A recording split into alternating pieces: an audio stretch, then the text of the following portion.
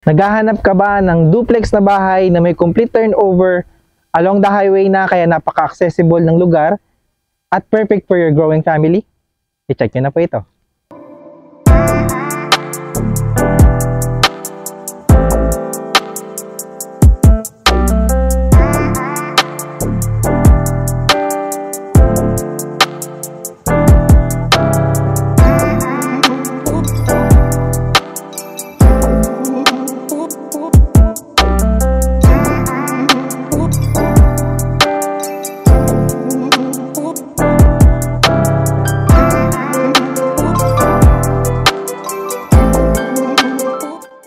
Good day mga Kayor Homes! Nandito po tayo ngayon sa Pasong Kawayan 1, General Trias, Cavite.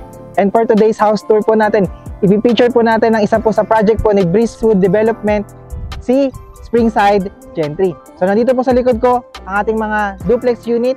At bago po natin ito tignan, first, please make sure to subscribe sa aming YouTube channel para whenever po na mag-upload kami ng bagong YouTube house tour, kayo po ay magiging updated. Kami rin po ay nasa Facebook, so please click like and follow para maging updated po kayo sa aming mga postings. Again, ako po si Carlo Felices together with my team sa likod po ng camera, and welcome po kayo to another Your Homes house tour.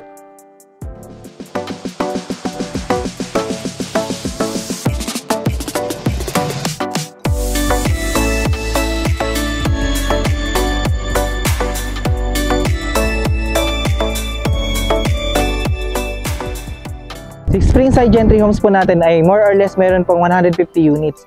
At kaya po, kung mapapansin po natin sa ating subdivision or ating community, napakaluwag lamang po tignan nito. At the same time po, lahat po ng unit po natin dito ay mga duplex na po yan. So ngayon po, ang nakikita po natin sa likod ko ay si Springside Gentry Homes na duplex po natin na meron pong typical lot area po na 69 square meter at floor area na 60.75.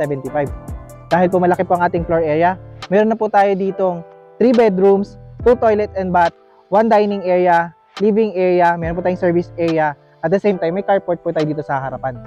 Yun po ay sa ating mga complete turnover. Meron din po tayo ditong mga semi-complete. So wala lang po siyang tiles at partition sa second floor. And at the same time po, meron din po tayo ditong mga RFO units in case na gusto nyo po agad itong malipatan. So ano pang hinintayin natin? Tingnan pa natin ang unit. So dito, kung mapapansin nyo po, dahil po tayo ay naka 69 square meter ang ating lot area, ito po siya. Meron po tayong parking space dito sa ating gilid po ng ating bahay. And because tayo po ay duplex, kung mapapansin din po natin, ang bahay po natin sa ating gilid ay meron po yung mga bintana. Kaya po mas maganda po yung pagpasok po ng hangin. So dito po, nagkataon po itong unit na tinitingnan po natin ay corner. Pero kahit hindi po corner makuha natin, meron po talaga tayong additional na space na ganito. So hanggang dito po yan tayo. Ayan. Tignan po natin ito later. So ngayon, bago po natin pasukin yung loob, mapapansin po natin yung bahay, no? Ito na po yung pagkakadesign niya at napaka-modern na rin po nito. So, meron siyang kulay po na may pintura po siya ng orange. At the same time, medyo aliwalas lang po siya sa paningin. And at the same time, tayo po ay naka-high ceiling na rin po dyan, no? At the same time, ayan po, mayroon rin po tayong mga lagayan po ng ilaw dito po sa ating parking area. So, this is the space naman po sa ating harap ng bahay. Meron po itong 2 meters po na allocation tayo dito or ating perimeter po bago po yung ating sidewalk po na ito. So, ito pwede nyo pa rin po pagtayan naman to or lagyan po ng small garden nyo po. So, dito po, pasukin po natin ang loob. So, yan. Pagkapasok po natin, bago po natin to explain yung dito po na side, ang ating pintuan po, no? Hindi siya yung typical na standard, medyo mas malaki na po siya. At the same time, hardwood na rin po ito. So, dito po, kung mapansin natin, this is our space for the living area. Napakalaki pa rin po ng ating space. Pwede po tayong maglagay dito ng sofa, ng TV po natin dito, or pwede pong vice versa. Depende po sa idea na gusto nyo gawin sa inyong unit. Pero kung mapapansin nyo po, nakatiles po yung unit na tinignan natin. This is because ito po ay complete turnover. So, kung ang mapipili nyo pong unit ay complete na, expect po natin na yun po ang iti-turn over sa inyo. So yan, kung mapapansin nyo, this is the living area again. And meron po tayong mga bintana dito po sa side po na to. So naka-sliding window na rin po yan na aluminum kaya hindi na rin po siya kalawangin. And at the same time, katulad po ng sinabi ko sa labas kanina, naka-high ceiling po tayo dyan. Kaya po luwag po tignan ng bahay at napaka-aliwalas po. So because tayo po ay duplex, meron din po tayo dito bintana po sa side po ng ating bahay. And yun po yung matatanaw natin dito yung ating parking area. So dito po may naka-ready na rin po diyang mga socket dito po sa ating living area. And katabi po ng ating living area yung paakit po natin sa second floor, pero mamaya po natin yung itupuntahan. So here, dito po bago po tayo pumasok ng kitchen, makikita po natin yung ating first toilet and bath. Dito po sa ating first toilet and bath, complete na rin po yung pagkaka-turnover nito. Kahit po sa semi-complete na turnover natin, ang kanilang CR po ay complete na. So meron na po tayong toilet dyan, may lavatory, may mga toilet holder, may shower na rin po yung soap holder. Meron po rin tayo ditong ventilation sa gilid and para paglabasan po ng hangin. Ang ating pintuan din po dito, PVC plastic door na rin po ito para pag nabasa po siya, hindi po siya madaling masira. So, ito po ang ating toilet and bath. Bubungad po sa atin dito sa space na to ang ating naman pong kitchen area. So, dito po sa kitchen area po natin, ganito po yung pagkaka-turnover ng complete. Nakatiles na po yan. And then, meron na po tayo ditong stainless na sink. May kasama na po yan na faucet. May saksakan rin po dyan para sa ating mga kitchen appliances. So, in case po, pwede nyo po ilagay dito yung inyong refrigerator or pwede po dito. So, depende po sa inyo kung ano po yung gusto nyo gawin. And at the same time, kagandahan po dito, meron silang nilagay po na bintana rito para meron po tayong natural light kapag tayo po ay maghuhugas ng plato. Dito rin po yung ating mga circuit breaker. Modern na rin po ito. Patayan po ng kuryente sa bawat part po ng ating bahay. So, dito po yung ating kitchen area. And this is the space for our dining area. Ang ganda pa rin po, no? Kasyang-kasya po dito kahit kayo po ay naka 6-seater po na table po ng dining area po ninyo. So, dito po yung ating space at yan po, ang luwag po talaga tingnan ng bahay. Ganito po kaganda yung project po ni Breezewood Development. So, dito po, sa side naman po na to, nandito yung access natin papunta po sa ating service area. Meron po tayong 2 meters po na location po dito at dito po yung ating perimeter. So, ito po, pwede nyo po paglagyan ng laundry area or kung ano pong idea na gusto nyo gawin dito sa space po nito. So, ayan. Nakita po natin ang kanilang ground floor. Tignan naman po natin ang second floor. Pero bago po tayo umakyat, mapapansin po natin ito po yung pagkakagawa ng hagdanan. Medyo nasa gitna po siya sa pagitan po ng ating living at saka ng dining area. And mapapansin nyo po, sementado na po ito.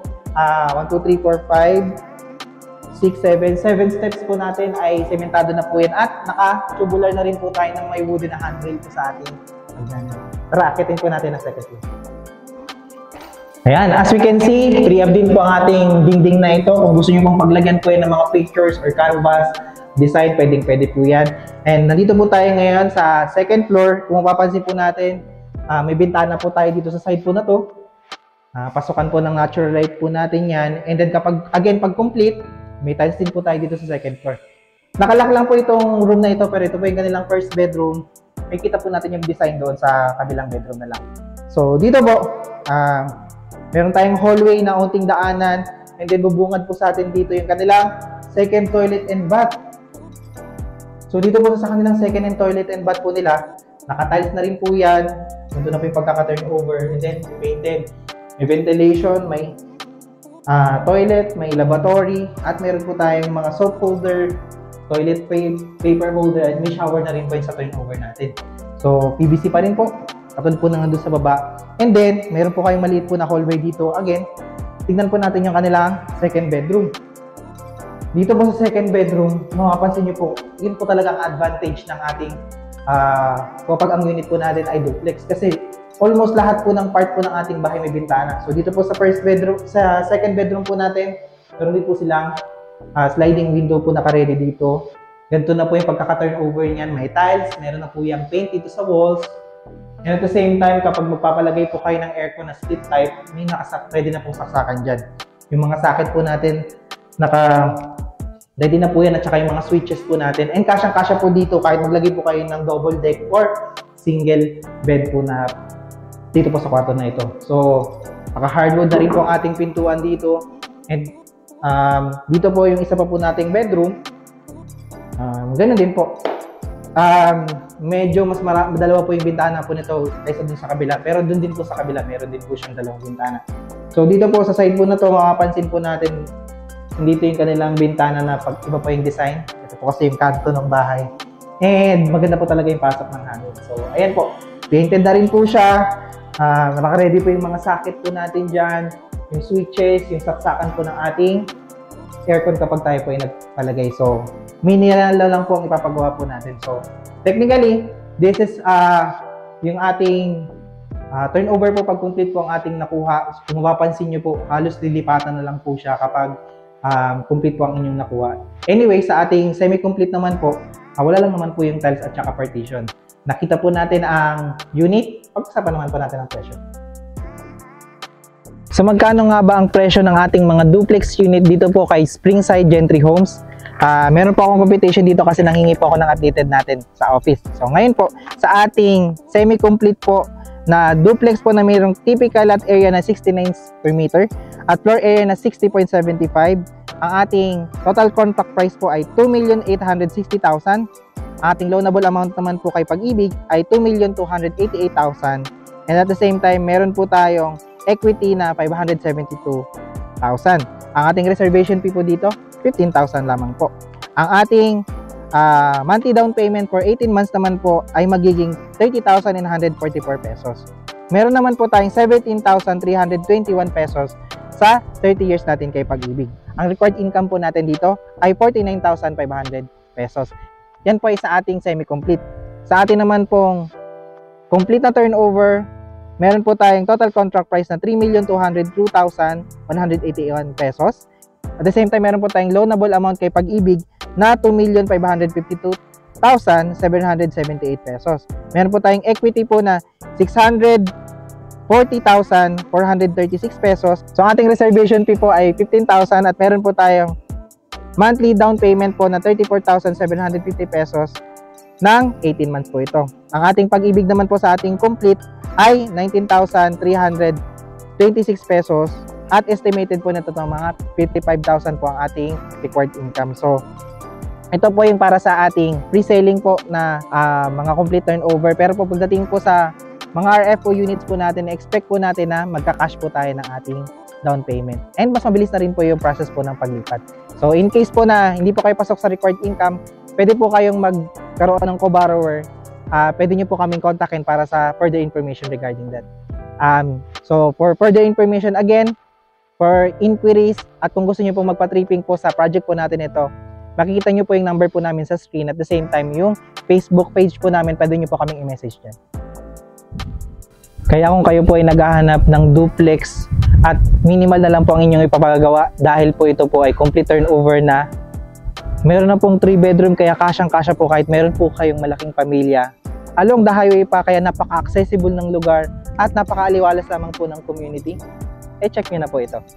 Kung di pa po kayo nakasubscribe sa aming YouTube channel, please like, share, and subscribe na rin po para maging updated po kayo sa mga bago naming i-feature na bahay na kagaya po nito. Again, maraming salamat po sa panonood at magandang araw.